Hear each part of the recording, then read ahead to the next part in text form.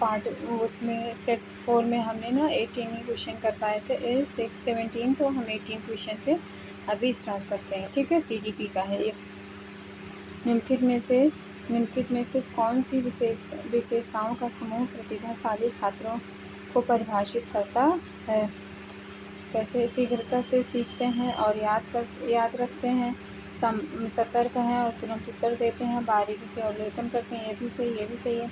और क्या? Performs better with acceleration, त्वरण के बेहतर प्रदर्शन करते हैं। तो हमारा right answer first, second, third मतलब कौन सा ऑप्शन है?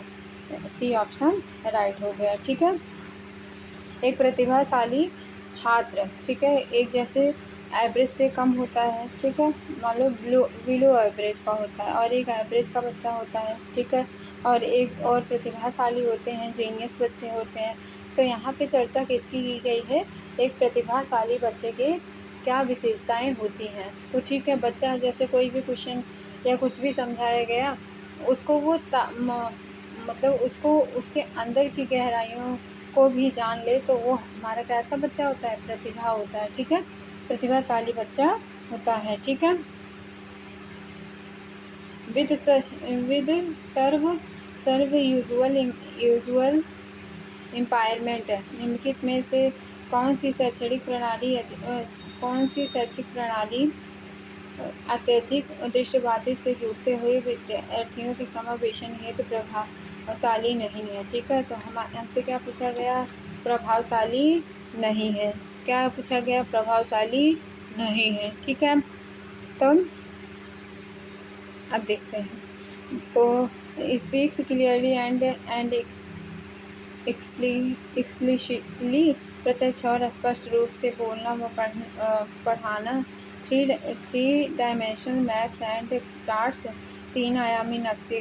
भाई जब उसको दिखाई नहीं देता तो चार्ट और मतलब इन सब चीज़ों का कोई मतलब ही नहीं है। ठीक है, बोलना व पढ़ाना, प्रत्यक्ष और स्पष्ट रूप से बोलना पढ़ाया उस व्यक्ति को जाए जिसे मतलब समझ तभी आएगा जब उसको दिखाई दे रहा हो। ठीक है, फिल्ट बुक्स एंड फिल्ट बोर्ड्स, ऐसी किताबें और बोर्ड छुआ कर या महसूस किया जाए। उसे दृश्यात्मक प्रस्तुतिकरण देने के लिए कंप्यूटर का उपयोग। ठीक है, use of computers to given visual presentation, जब उसे दिखाई देंगी तभी ये सारी तीनों चीज़ें मैटर करती हैं। ठीक है, अगर किसी बच्चे को दिख ही नहीं रहा है तो बुक दे करके क्या मतलब वो कुछ कर लेगा? तो उसके लिए उसको मतलब दृश्यात्मक वस्तुओं का प्रयोग करने के बाद ही बच्चा सीख सकता है। एशर्सन हमारा एक पहला है। ठीक है, teachers should provide diverse learning opportunities to facilitate meaningful learning for all children। और इसका रीज़न क्या है? all children have the potential to the learn। ठीक है, तो फर्स्ट भी राइट और सेकंड भी राइट है, तो हमारा आंसर क्या होगा? फर्स्ट होगा, क्योंकि ये फर्स्ट वाला सेकंड की क्या कर रहा है? तोड़कर सपोर्ट कर रहा है। ठीक है, और क्या? ये student with external locus of control would attribute his her failure in the examination to, एक विद्यार्थी जो नियंत्रण के बाह्य आधिकारिक में विश्वास रखती है, पर परीक्षाओं में अपनी असफलता का कारण किसे बता सकती है? लैक ऑफ एबिलिटी, योग्यता की कमी। ये हमारे सारे मतलब ये सारी चीज़ें जो होती हैं, फेलियर को एक्सेप्ट करना, योग्यता में कमी रह गई, तैयारी में कमी रह गई, दोस्तपूर्ण मेरा रवैया था, तो वो क्या करेगी? बुरी किस्मत मतलब किस्मत को क्या करेगी? दोष देगी। ठीक है, तो राइट आंसर डी हो जाएगा। इसका राइट आंसर क्या होगा? डी होगा। ठीक है, और देखिए which of the following should be kept in mind while creating an effective environment in the progressive classroom। ठीक है, तो क्या कह रहे हैं? प्रगतिशील कक्षा में एक प्रभावी वातावरण का निर्माण करते समय निम्नलिखित में से किन बातों को ध्यान में रखना चाहिए? पहला, methods of arranging the material to encourage exploration, अन्वेषण को प्रोत्साहित करने के लिए सामग्री को व्यवस्थित करने की विधि, ये भी सही है। दूसरा, जोखिम लेने वाले विद्यार्थी की सहायता करने के तरीके, ये भी सही है। तीसरा हमारा क्या याद कर रहा है, एक समान क्षमता वाले विद्यार्थियों को नए समूह में रखना। भाई नए समूह में क्यों रखना, ठीक है। तो हमारा राइट आंसर क्या, हाँ, वेरीड मेथड्स ऑफ असेसमेंट, आकलन की भिन्न भिन्न विधियाँ, ठीक है। तो हमारा राइट आंसर फर्स्ट, सेकंड और फोर्थ होगा। क्यों होगा, देखो बच्चे को जो है एक समूह में रखने, जैसे आपका बच्चा जो है 5 ईयर्स का है तो उसको 10 ईयर्स के साथ नहीं रखा जा सकता, ठीक है, क्योंकि 5 ईयर्स के साथ वो अच्छे से पार्टिसिपेट कर पाएगा और अच्छे से चीज़ों को समझ पाएगा, ठीक है। तो which of the following is a cooperative learning strategy, निम्नलिखित में से कौन सी एक सहगामी अधिगम युक्त है। ढालना, क्रमबद्धता, सामाजिक पृथक्करण, पारस्परिक रूप से प्रश्न करना। ये हमारा डी राइट आंसर हुआ, ठीक है। ठीक, क्वेश्चन नंबर अब देखते हैं आगे। क्वेश्चन नंबर हमारा है 24। क्वेश्चन नंबर कौन सा है, 24, ठीक है। आपको विजुअल है। Mohan provides students with containers of different capacities to help them learn the concept of volume. Farah asked students to brainstorm on possibilities of making waste disposal of mechanical tasks so that people do not have to do these menial tasks. Both of the teacher are employing in their classroom. Mohan ने विद्यार्थियों को आयतन की समझ बनाने के लिए विभिन्न धारिताओं वाले बर्तन दिए। फराह ने अपने विद्यार्थियों को कूड़े के यांत्रिक कार्य बनाने के लिए संभावनाओं के मानस मंथन के लिए कहा। दोनों अध्यापक अपनी कक्षा में किस शिक्षण शास्त्रीय युक्ति का प्रयोग कर रहे हैं, व्यवहारवाद की रचनावाद, स्पष्ट अनुदेशन, इन तीनों में ये क्या है हमारा रचनावाद, कंस्ट्रक्टिविज्म मतलब रचनावाद। जब बच्चे क्रिएटिव कुछ करेंगे तो उनको क्या होगा, मतलब उनके अंदर एक क्रिएटिविटी का भाव आएगा और वो चीज़ों को अच्छे से खुद करके सीखेंगे, ठीक है। तो उनका क्या हुआ, रचनावाद या कंस्ट्रक्टिविज्म, ठीक। तो इस चीज़ को दोनों लोग शिक्षक क्या कर रहे हैं, बढ़ावा दे रहे हैं। ये part from academic learning, it is important to focus on the socio-emotional needs of the student in an educational setup. Emotions play a significant role in cognition, ठीक है। अब इसमें क्या कर रहे हैं, शिक्षा ढांचे में शैक्षणिक अवबोध के अतिरिक्त छात्रों के सामाजिक संवेगात्मक आवश्यकताओं पर ध्यान दिया जाना चाहिए। सही बात है, संज्ञान में संवेग महत्वपूर्ण रखते हैं, हाँ भैया ये भी सही है। तो दोनों एक दूसरे की क्या कर रहे हैं, दोनों एक दूसरे की व्याख्या कर रहे हैं। तो राइट आंसर हमारा क्या हो जाएगा, फर्स्ट, ठीक है। Understanding errors mood by children in academic work, शैक्षणिक कार्यों में बच्चों द्वारा की गई त्रुटियों को समझना निम्न में से क्या है। असेसमेंट ऑफ एजुकेशन इवेल्युएशन, ये यहाँ से आया हुआ क्वेश्चन है, ठीक है।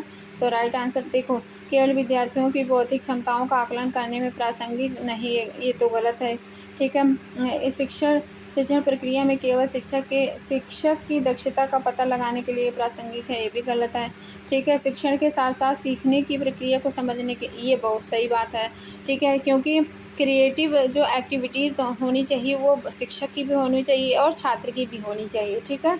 और शिक्षण या सीखने से संबंधित किसी भी क्षेत्र के लिए प्रासंगिक नहीं है भैया, ये तो बिल्कुल गलत है, ठीक। तो राइट आंसर हमारा क्वेश्चन का सी हुआ, ठीक। तो यहाँ तक आपको समझ में तो आ रहा होगा ना। क्रिटिकल थिंकिंग इन्वॉल्व्स, निम्न में से समालोचनात्मक चिंतन में क्या शामिल है। थिंकिंग फर्स्ट है आपका मेटाकॉग्निशन, परासंज्ञान, एनालिसिस विश्लेषण, रिफ्लेक्शन, मनन, ठीक है। तो राइट आंसर होगा हमारा फर्स्ट, सेकेंड, थर्ड, कौन सा, परासंज्ञान, विश्लेषण और मनन, ठीक है। Anita a teacher of 4th grade is facing a situation in her class class where several students are reporting boredom in organic theme in this scenario she should। ठीक है, अनीता जो कि चौथी कक्षा में अध्यापिका है, अपनी कक्षा में ऐसी स्थिति का सामना कर रही है कि जहाँ कई विद्यार्थी पढ़ाए जा रहे विषय में उत्साहट महसूस कर रहे हैं, मतलब उनको अच्छा नहीं लग रहा है। इस तरीके से बच्चे क्या कर रहे हैं, फील कर रहे हैं। तो इस स्थिति में उसे क्या करना चाहिए? ठीक है, ignore these student or continue teaching the same content. ठीक है, उसको क्या करना चाहिए? बच्चों को इग्नोर करना चाहिए? नहीं, बच्चों को इग्नोर नहीं करना चाहिए। तो हमारा क्या हुआ? रॉन्ग हो गया। पनिश तो देना ही नहीं है। ठीक है, फिर क्या? Reflection on the content of lesson and method of teaching. पाठ की विषय वस्तु और पढ़ाने के तरीके में उसे कुछ चेंज करना चाहिए। ठीक है, कुछ क्या करना चाहिए? चेंज करना चाहिए। कि मतलब जैसे मान लीजिए मैथ के कुछ फॉर्मूले हैं तो उनको किसी और अदर बेसिस से समझाया जाए कि जो कि बच्चे को क्या हो, समझ आ जाए। ठीक है, उनके या कुछ उनको उदाहरण के रूप में दे करके समझाया जाए। तो इस तरीके से बच्चों को ये मतलब उनको बोरिंग फील ना हो। ठीक है, आप बीच बीच में पढ़ाते रहिए। ठीक है, आधे घंटे या कुछ टाइम बाद 2 मिनट के लिए उनसे जो है चुटकुले या कुछ भी, तो इस तरीके से उनका क्या होता है, माइंड जो है डाइवर्ट नहीं होता है। ठीक, what should a teacher tell her students to encourage them to be intellectually motivated for task। किसी अध्यापक को अपने विद्यार्थियों को किसी कार्य के लिए आंतरिक रूप से प्रेरित करने के लिए क्या कहकर प्रोत्साहित करना चाहिए? ठीक है, जो विद्यार्थी सबसे पहले कार्य खत्म करेगा उन्हें 5 सितारे मिलेंगे। भैया ये कैसा है, ये बाहरी मतलब बाह्य आपको क्या है, खुशनुमा करने के लिए। तो ये हमारे लिए सही नहीं है, मतलब किसी भी बच्चे के लिए क्या है, सही नहीं है। ठीक है, let me see who finished first, who is the smartest। मैं देखती हूँ कौन प्रथम आता है। ठीक है, तो ये भी क्या है, गलत है। working on this is so interesting, let's see what all we can learn in the activity। इस प्रकार के काम करना कितना मज़ेदार है, मतलब इसमें क्या होगा, सीखने को मिलेगा। तो ये हमारा कैसा कार्य है, ये हमारा सबसे बेटर ठीक है एग्जाम्पल है। ठीक है, और क्या? पीस ऑफ लर्निंग, सीखने की गति कैसी होनी चाहिए? पूरी तरह से व्यक्तिगत कारकों पर निर्भर, किसी के ऊपर तो डिपेंड रहना ही नहीं है। ठीक है, depend solely on environmental factors, पूरी तरह से पर्यावरण कारकों पर निर्भर नहीं, किसी एक चीज़ को लेकर के निर्भर नहीं रहा जा सकता। ठीक है, depends on interaction of personal and environmental factors, व्यक्तिगत और पर्यावरणीय कारकों के पारस्परिक क्रिया पर निर्भर रहना चाहिए। बिल्कुल सही। ठीक है, व्यक्तिगत और पर्यावरणीय दोनों कारकों से स्वतंत्र नहीं रह सकते। ठीक है, तो राइट आंसर हमारा क्या हुआ? सी हुआ। ठीक है, तो ये आपका कंप्लीट हुआ। ठीक है, सेट आपका 4। ठीक है, किस बुक का है? आपको बुक सीटेट एंड एस्टेट। ठीक है, ये रहा अध्ययन मंत्रा की बुक है ये। ठीक है, रोहित वैद्वान की।